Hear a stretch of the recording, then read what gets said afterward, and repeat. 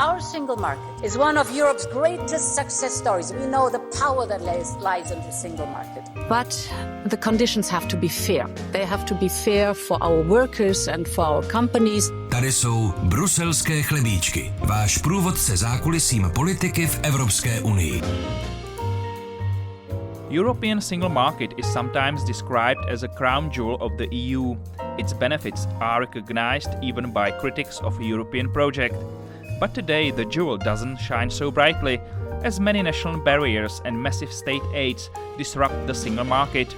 EU would like to reform its functioning and tasked former Italian Prime Minister to come up with these changes.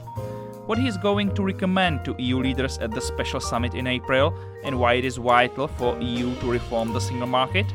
All the answers you will find in this special English edition of leading Czech podcast on EU affairs by our special guest who recently visited Prague.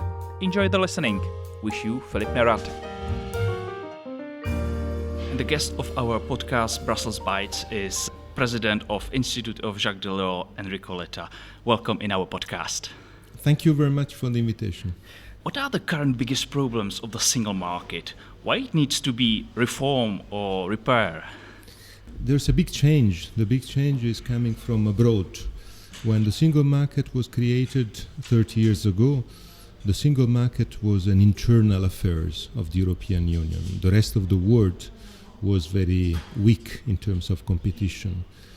Today, the rest of the world is very strong, and the European Union is fragmented and smaller than the rest of the world. So the key point today is how to have a European Union and a single market working in comparison with the world, with China, India, BRICS, Brazil, Mercosur, of course the US, which is very competitive. And how to have a European Union stronger and not to be obliged as single European countries to choose between US and China. When you mentioned the fragmentation, people from the business say that the single market isn't actually single, that there are bureaucratic barriers and other obstacles that make it less efficient and less functioning. Would you agree with it? Totally. There's a big problem of fragmentation. I would like to help companies and first of all SMEs, workers, to consider the single market as an opportunity and not to have in front of them 27 different bureaucratic systems where it's impossible for you, if you are an SME, to work with different system, taxation system, legal system. So one of the big missions of this report that the European institutions asked me to write is exactly to eliminate the fragmentation and to fight the overregulation. The overregulation today is one of the main obstacles for SMEs, for companies.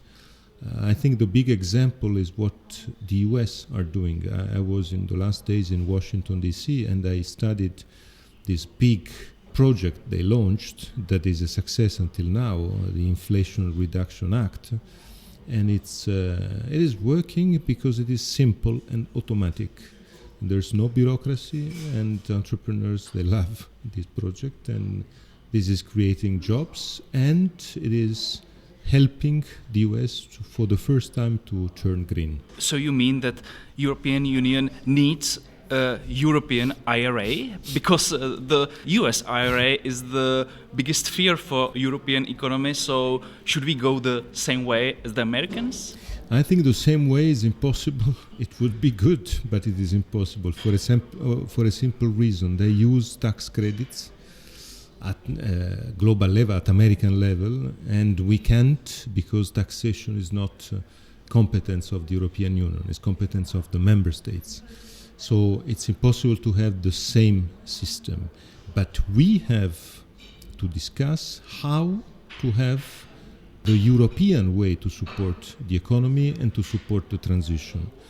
I think we made a mistake in the last years. We said we want the green and the digital transition, but we are not saying who will pay for the green and digital transition. And we can't ask companies, entrepreneurs, workers, farmers to be those who pay for the green transition and digital transition. This is why I think the main discussion today at the European level has to be how to finance the green transition and the digital transition in the future. And my report will try to give answers to that, both private and public.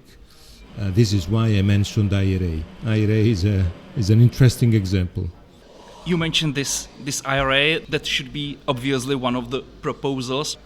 Could you hint us what other proposals would be in your report? What are you going to propose to the European Council? I can tell you, for instance, there are 3 topics where the member states 30 years ago decided not to have the single market. And on these 3 subjects, today Europe is less competitive. And these 3 subjects are telecom, energy, and finance. It is not by chance that on these 3 subjects you have 27 national regulatory authorities. And you don't have a single market of telecom. You don't have a single market of energy, and you don't have a single market of finance. The consequence of that is that on finance, the US, they dominate us. And on energy, on telecom, we have just national markets. The consequence of that is the dimension of our companies is a very small one. In comparison with Chinese and US, they are giants. And today, for innovation, the dimension matters. I don't want to say that everything has to be big, but we need some big. Otherwise, the US and Chinese will dominate us. So one of the big chapters is how to unify telecom, energy and finance European market, and how to create a dimension that allows us not to be only under Chinese or American pressure. You are traveling through the European countries and speaking to the stakeholders, to the politicians. Do you see a will to do such steps? I see a big disponibility, a big interest in trying to overcome the problems that we are experiencing. I was very happy because I had the feeling in my tour d'Europe that another big step of my report could be an interesting moment of discussion. I had the feeling that the single market was perceived until now as an opportunity only by those who are mobile within our population. And of course the single market is the full freedom of movement of capital, services, goods and people. That is clear. But I would like a single market who gives freedom to move, but at the same time who gives also freedom to stay and not oblige people to move. There are so many countries in Europe suffering brain drain, for instance. Poland, Romania, and reducing their population in a dramatic way, and it's not good because brain drain is a one-way trip, and it is not good for the way in which we equilibrate our European Union. So this idea of the freedom to stay is the other point of discussion, and I hope that my report will help. But how would you like to people make to stay? Because people are not obliged to move. They can choose. They can move, they can stay. How would you make people to stay and not to move abroad? But I don't want to oblige people to stay. I want to give people freedom. This is the point. And today in many countries... how should it work, this freedom of stay? Today in many countries, people, they don't have freedom to stay. They are obliged to move if they want to find better conditions, jobs and so on. So the big point is how to open up in Europe a discussion, for instance, on the services of general interest in all the regions. Today there's a big décalage between central areas around the capitals, the big cities, and peripheral areas, where services of general interest, for instance, are very weak. The same is for jobs creation. The same is for skills. The same is for many topics where, for instance, the cohesion policy is playing a role. I would like to mention this point of the cohesion policy. When I was tasked by the European Council to this job, I asked my mentor, Jacques Delors, before he passed in December, I asked him suggestion, and he told me, remember, when I launched the single market 30 years ago, I launched aside the cohesion policy. There's no single market successful without convergence.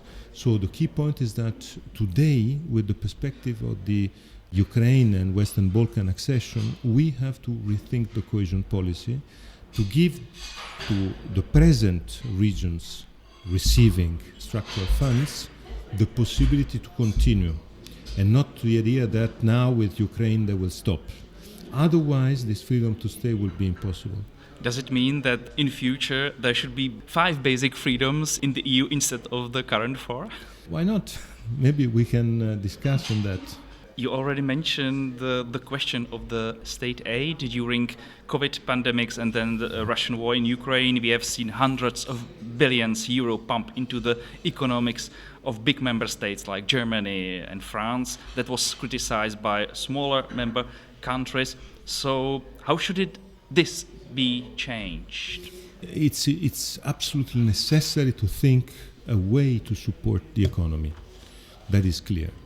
During the crisis, state aids were the only way to do so because of the need to have immediate responses.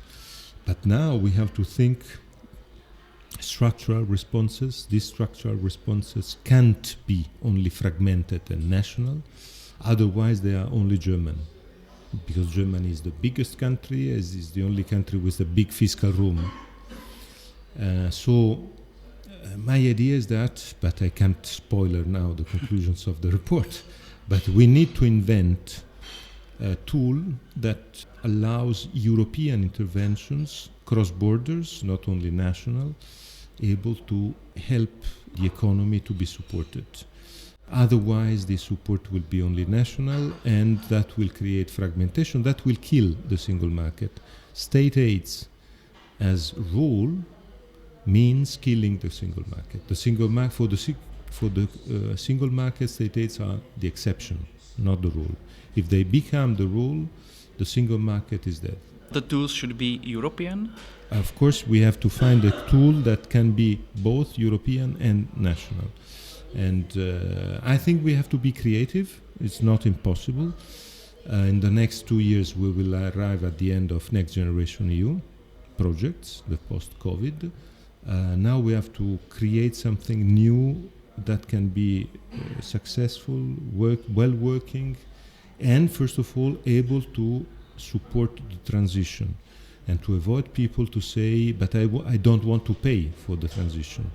Because it is clear that transition is the green and digital transition goes in the right direction, but we have to find a way to pay it, not to ask farmers or entrepreneurs or workers to pay for it. Is this the biggest challenge for this transition, for decarbonizing European economy and making it more sustainable? Is this the biggest challenge, or are other? The big challenge is to say how to pay it in the next 10 years. It will cost 700 billion euros per year, but if you don't say who will pay and how to pay it, it will be a failure. So the big challenge for Europe of the next 10 years is to find together the money to pay this transition. And if we are able to do so, our economy will be a very performing economy, and we will transform our society. And will it also help the single market?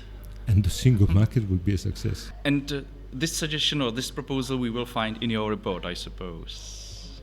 I guess. What will happen with the report? Do you believe that the, for example, new European Commission will accept your proposals and use it for preparation of a new legislative proposal?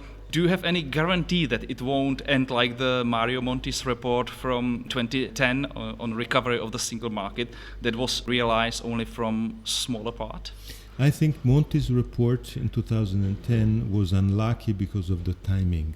At the same time, we had the Greek crisis, and the Greek crisis and the sovereign debt crisis overwhelmed everything. Today the situation is different. The European institutions tasked me for my report and Mario Draghi for a report on competitiveness. My report is supposed to be presented European Council of April, and Mario Draghi's report will be presented after the elections. I strongly believe that our two reports can be the base of the next 5 years. And I hope that the European leaders and the European Commission will use our recommendations. Thank you for the interview. Thanks a lot. That was President of Jacques Delors Institute Enrico Letta on his upcoming recommendations on reforms of the EU single market. Now you know everything, and we have to wait until April the 17th, when the special EU summit on single market should take place and Enrico Letta should present his report. I hope you enjoy this special English edition of the Brussels Bites podcast. You can let us know if you want more of them with our foreign guests. Goodbye and have a nice day. Wish all of you Filip Nerat.